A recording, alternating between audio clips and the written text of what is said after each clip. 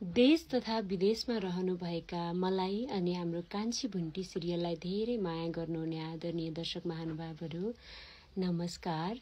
हिजो पर्न गएको मेरो जन्मदिनमा हजुरले धेरै आशीर्वाद दिनुभएको छ। विभिन्न माध्यमबाट सम्पूर्णलाई मनदेखि धन्यवाद दिन चाहन्छु र विशेष धन्यवाद मामा घर आश्रमलाई दिन चाहन्छु।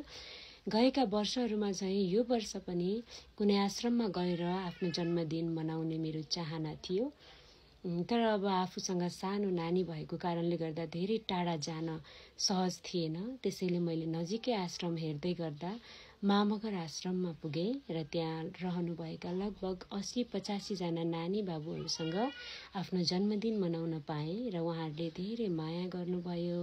उहाँहरूसँगको मिठो समय बिताउने मौका पाएँ। विशेष धन्यवाद मामाघर आश्रमलाई अनि मलाई माया गर्नुहुने सम्पूर्ण दर्शक महानुभावलाई।